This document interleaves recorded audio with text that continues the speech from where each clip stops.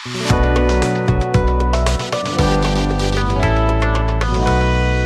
the very fact that you were born in a family that is seemingly a boxing ring, or a family that you were abused sexually, maybe by your father or by your mother, or a family where the parents are drug addicts, alcoholics, because you feel there's no peace in the home, you think that marriage is an escape route. No, some of you, because you are amidst friends that are all in a relationship, so you feel like the odd one.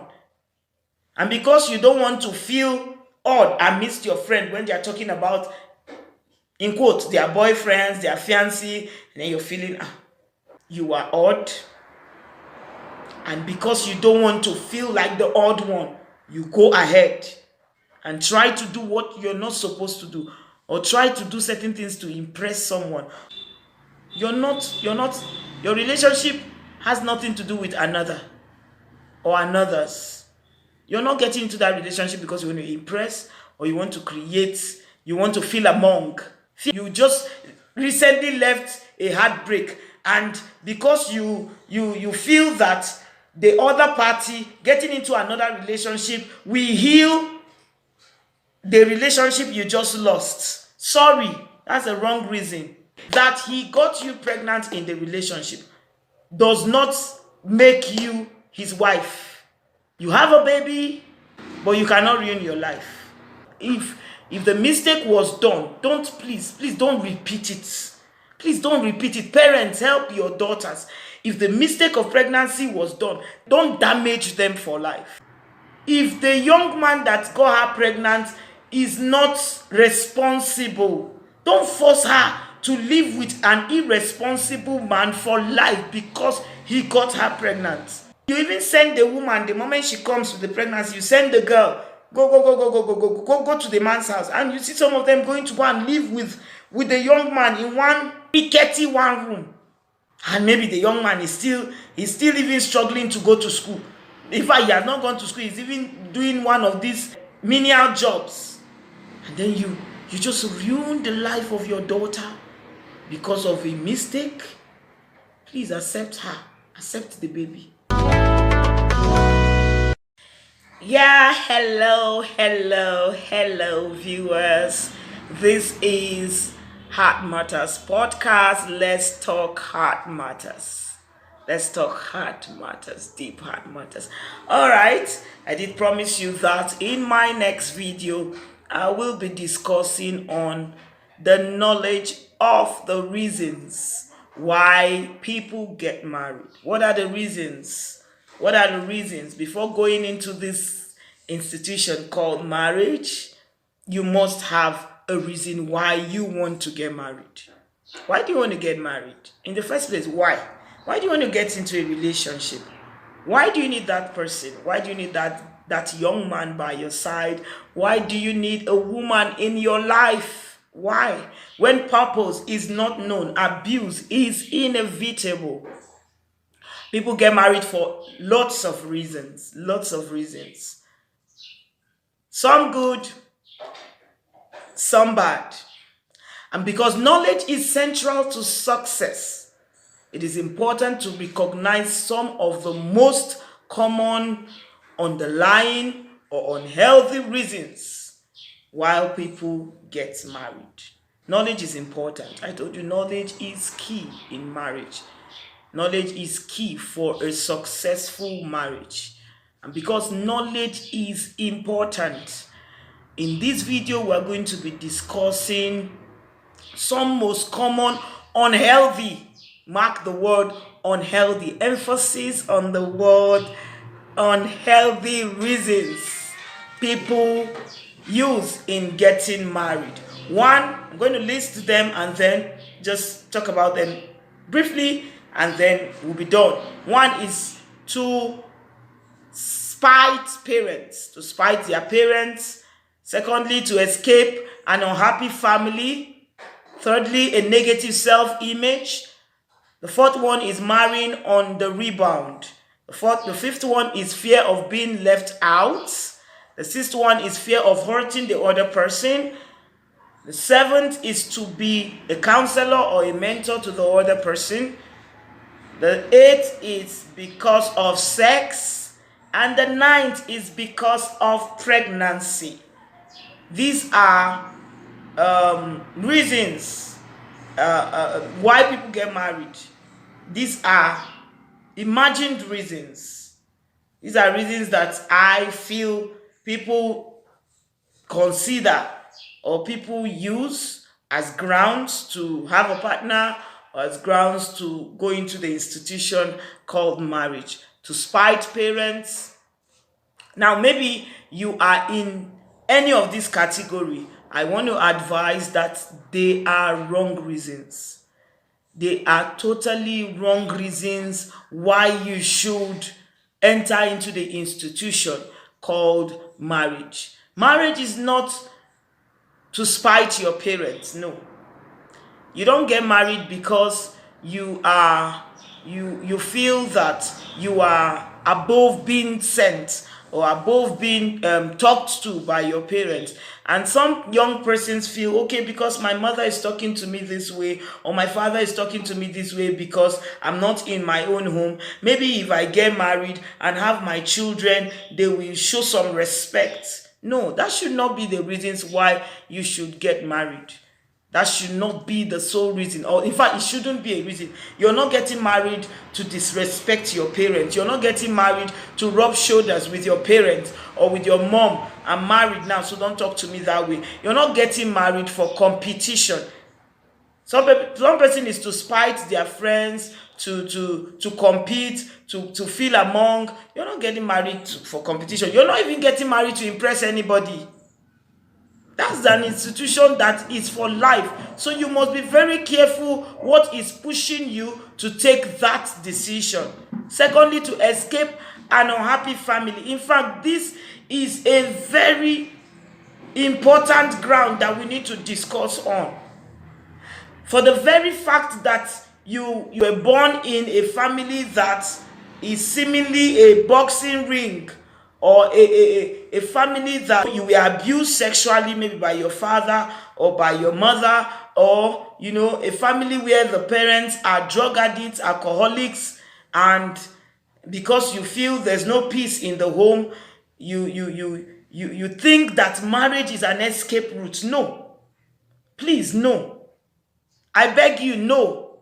Marriage might not be an escape route if that is your reason, because that reason alone can make you not to critically evaluate and critically take your time to study the person you are going into marriage with or going into relationship with, because you feel, okay, anybody that comes and show you a little love that you have not received from your parents, that person is an angel and is meant for you. But you don't know tomorrow. So marriage is not an escape route for a family or for a foundation that is born out of crisis. No.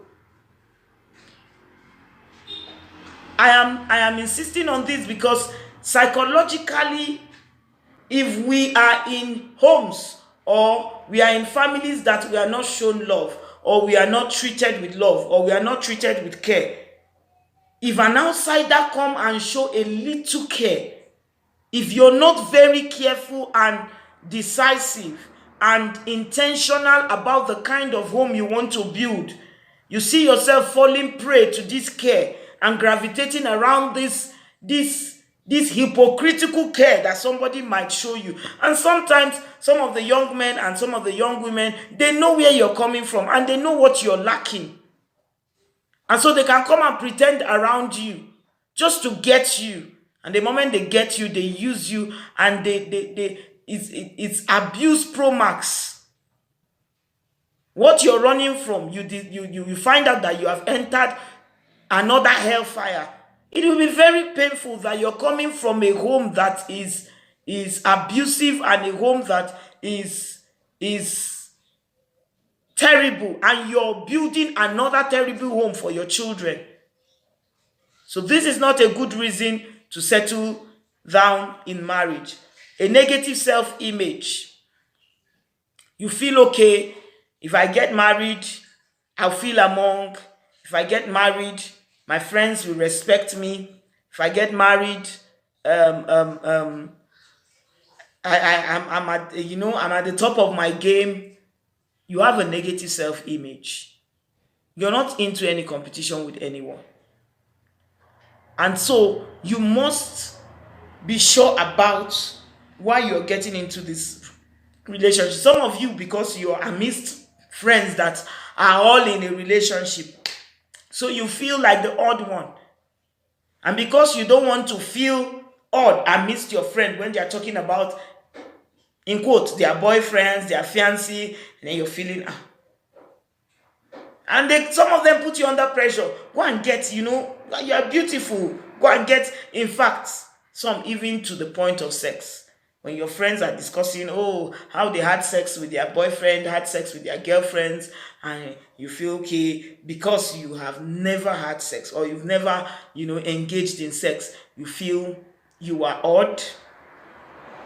And because you don't want to feel like the odd one, you go ahead and try to do what you're not supposed to do, or try to do certain things to impress someone, or to have a negative self-image.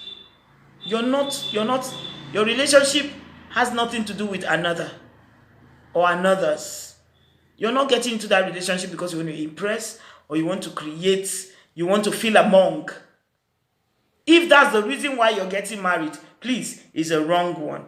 If you're marrying for a rebound, you've had failures, you've had relationship issues. In fact, you just recently left a heartbreak, and because you feel that the other party getting into another relationship will heal the relationship you just lost. Sorry, that's a wrong reason.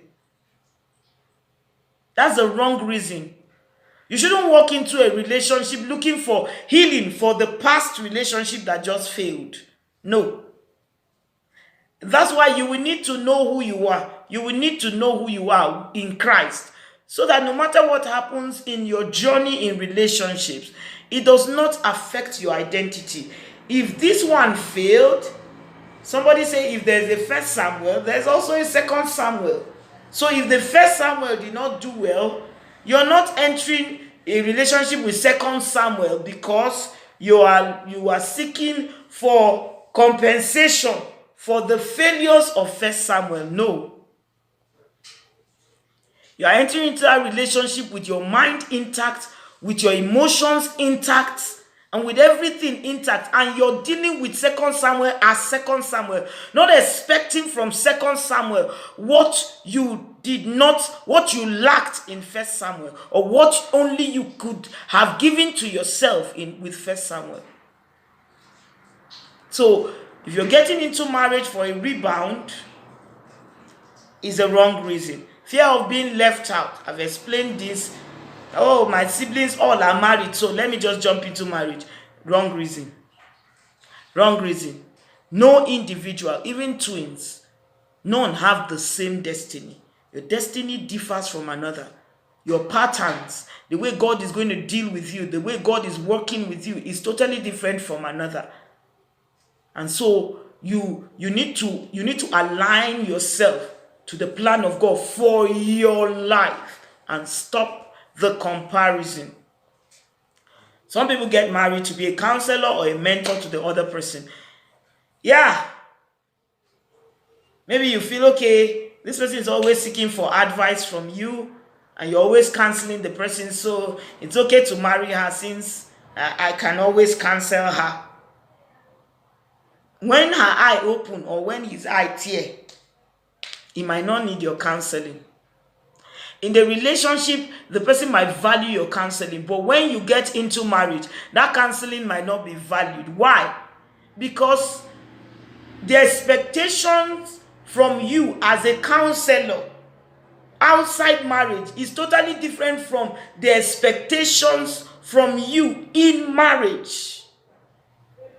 She begins to see you as a husband, he begins to see you as a wife, so he expects more than counseling. And so if you're getting into it because you are a good counselor, you are making a very big mistake. Some people get into marriage because of sex. I've discussed that in my previous video. Sex is you can't rule out sex from marriage. You can never rule out sex. But sex should not be the only reason why we get married. Every married person, there's a presumption of sex or a sexual relationship for every married person. However, sex should not be the sole reason why you're getting into the marriage. The reason is that there are certain circumstances that can come up that sex will be lacking. And because sex is lacking, does that give you the right to just go out there and sleep with any other person? No. No. Just like a woman that gives birth through CS, she cannot have sex for some couple of days or weeks. So for those days, will you now, because there's no sex, just walk out and begin to sleep with another woman? No. So because of pregnancy, that he got you pregnant in the relationship does not make you his wife.